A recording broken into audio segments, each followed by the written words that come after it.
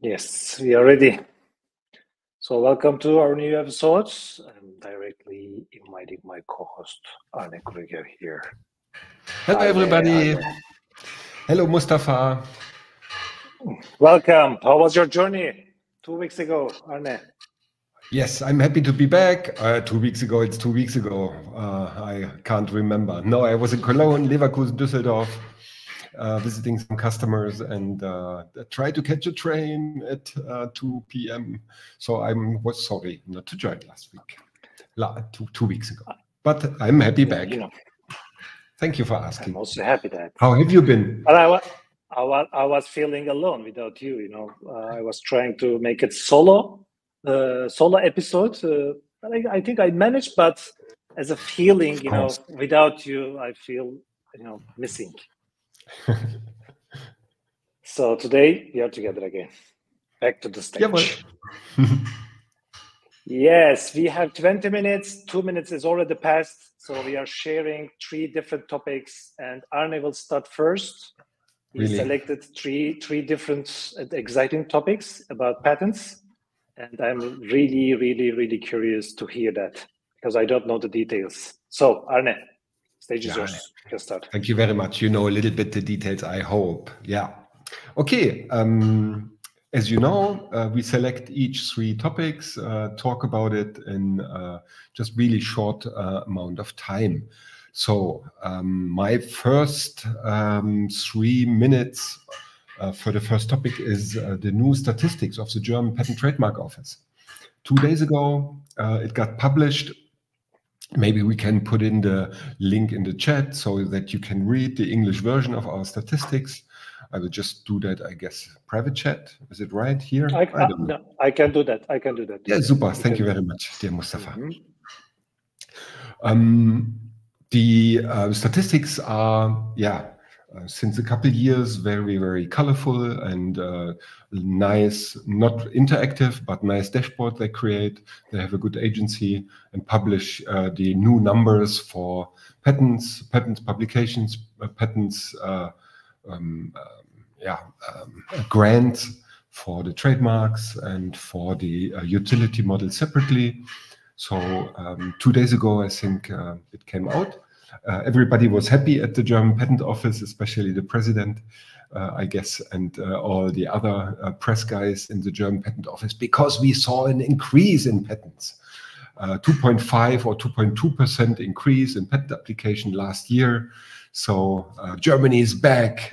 This is the message they try to use, that the numbers are going up and we are again the innovation country here.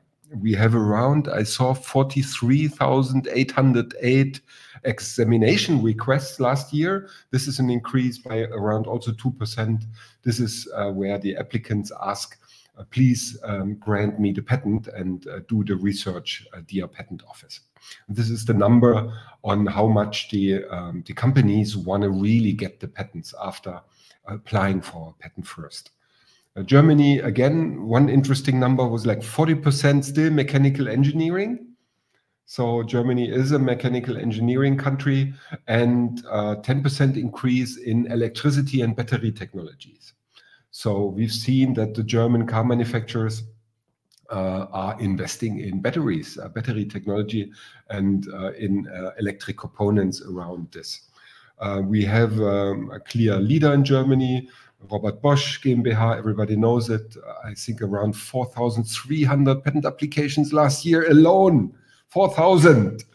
It's amazing. It's really wow. Yeah, it's they invest heavily in patents. Number 2 is Mercedes-Benz with around half of it, 2,000 applications, and then number 3, BMW. So we are dominated by our car manufacturers still in the patent space.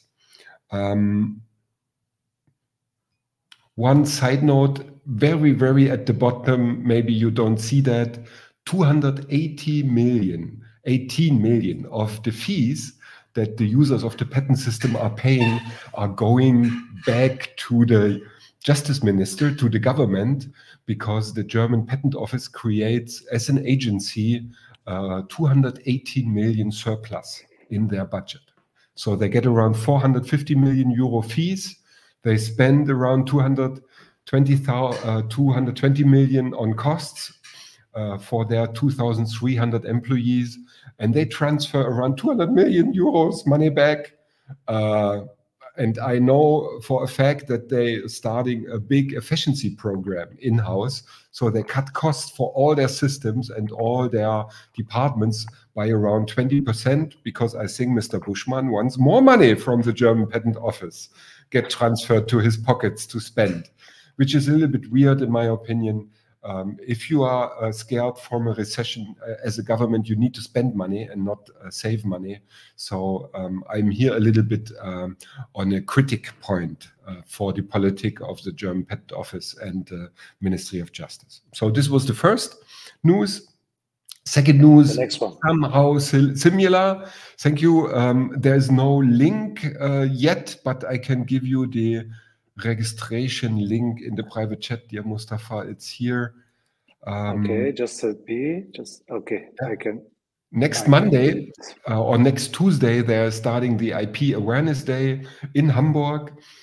We have around 200 guests already registered. I will be on stage around 12 a.m. and be moderating a panel discussion with 5 wonderful people, 2 from a technology company. One is a stapler company, these moving Gabelstapler is the German word. I don't know the English word.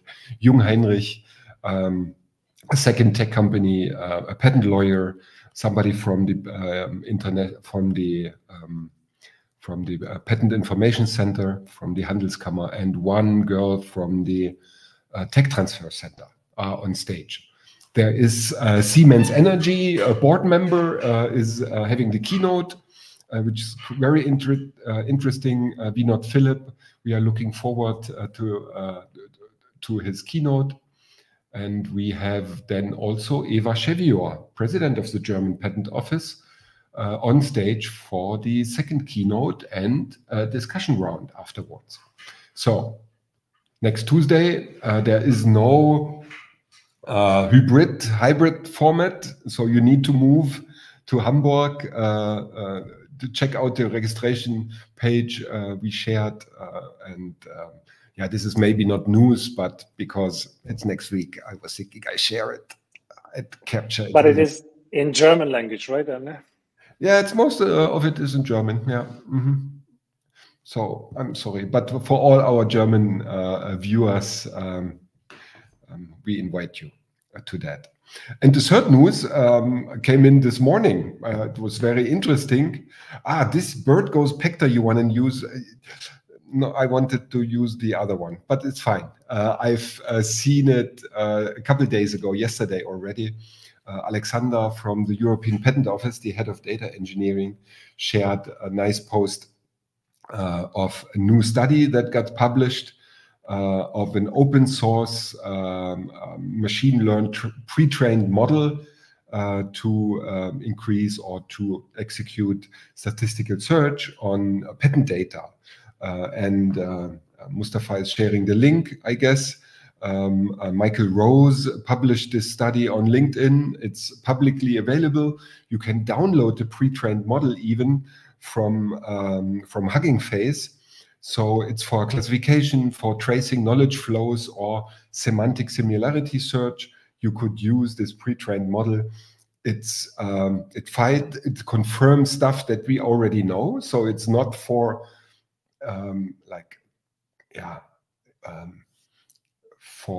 find out new things about the patent body, but it's quite interesting to learn and see how machine learning is also getting adapted in our patent information space, Mustafa. And I don't know if I was too fast, but 10 minutes are over. Maybe it's fine.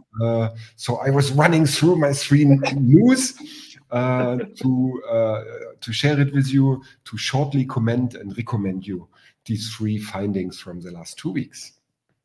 Mustafa? The last one is super interesting. I also saw the post from, what was the name? Michael. Yeah. But I didn't check the details, so I'm really curious to dig in the details in Hugging Face to test it. Yeah, it's a 5-page study, and you can download the model and check it out yourself. It's based on PubStat data, citation data, so they made quite a nice approach to create this pre-trained model. But as I said, it's not discovering new information out of the patent body. It's more to use to confirm existing assumptions. Yeah. All right, so a really great exercise, and it's funded by the European Patent Office or is supported by. So the data, like all the researchers, can ask for support by the European Patent Office, and they happily share their knowledge and their data with researchers in this field. And that's also, for me, not a news. They do it since many, many years. But whenever I see that this support of the scientific community bears fruit, I support this. That's why I wanted to share this news.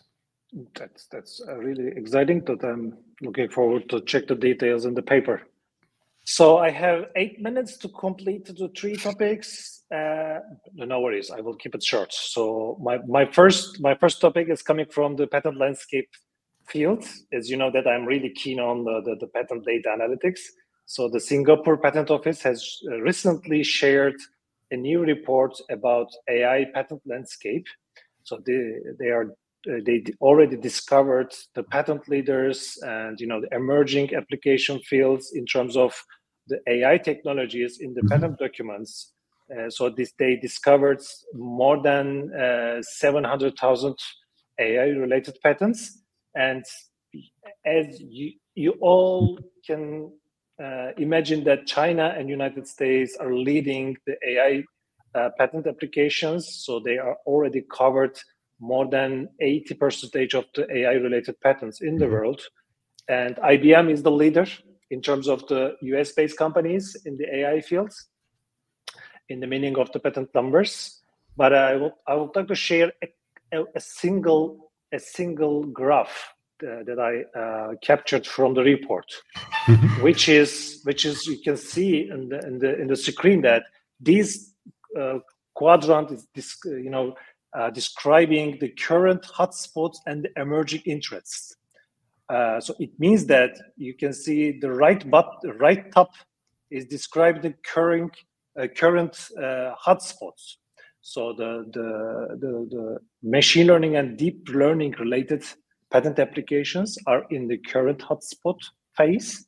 And in terms of the application field of the AI technologies, the healthcare industry is in the hotspot.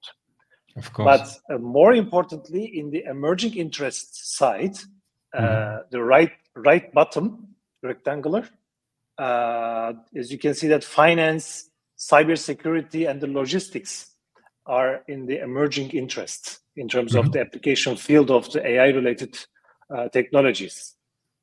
It's coming from the report, so it's really exciting to see that in one page. And my second topic is coming from in the litigation phase, and this is really important because this story is about an infringement case that Google infringed 5 patents, which are owned by a startup, Boston-based startup. So it shows that a startup, if the startup has a strong patents, they can fight even a giant company like Google.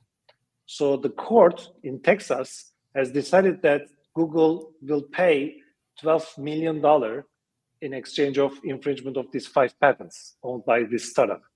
It's really exciting because it's coming from the litigation between these 2 companies, and Google mostly tried to make these patents invalid, but the jury rejected. So Google did most of the things to survive itself from this infringement case, but they will pay $12 million. So as a decision of the jury, I would like to share this last page of the decision paper. You can see that it's a handwritten $12 million, and it's a lump sum payment, and given this decision given by the jury members. Very interesting. So, it's a rare case, I think. So that's why it's newsworthy, because usually Google wins, I think. Yeah. That's the power of the patent. If you are you are a startup, you can win. So my third topic, I will share the links after the session as well. And my third topic is coming from the licensing agreements side. And in our previous episodes, I always sharing the patent licensing agreements, signed between the Nokia, Apple, Samsung, blah blah. But this is quite different because Amazon and Huawei signed a global licensing agreement after a litigation case.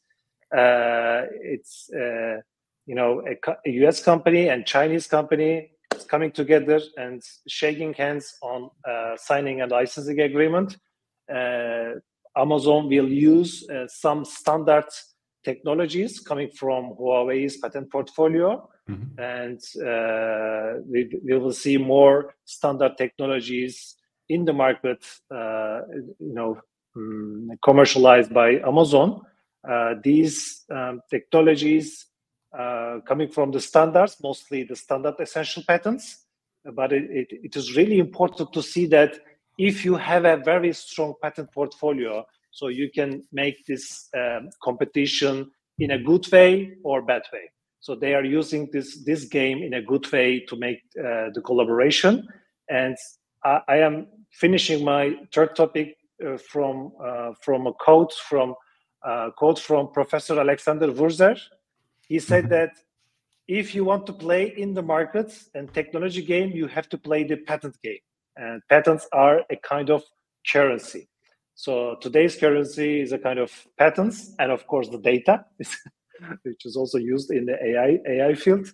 So I would like to share this information so the audience can read, of course, details, but they, of course, didn't share the financial conditions about the licensing agreement. For that, I have also my fourth news is exactly a point in your corner, dear Mustafa. I shared with you, yes, in the chat. So I give an extra news today because just today it was announced that Nikon buys a camera manufacturing company with the name RED, R-E-D, from California. So Nikon buys a small company with 200 employees. And RED is producing cameras, for example, for the Marvel universe. So Marvel movies are filmed on RED technology. And RED sued Nikon 2022 for patent infringement. But the case got dismissed last year in April.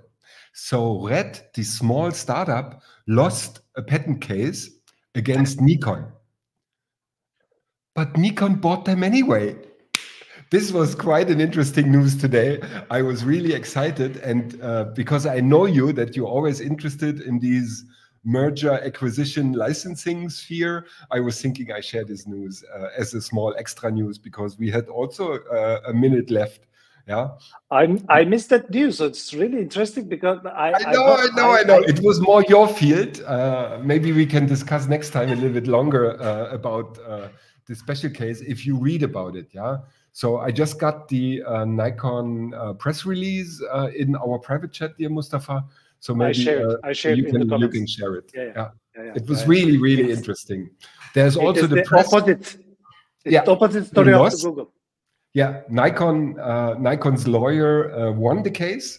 The court dismissed the patent infringement. It was about the RAW standard, the RAW video compression that is used on the Nikon cameras, and RED had a patent on the compression algorithm.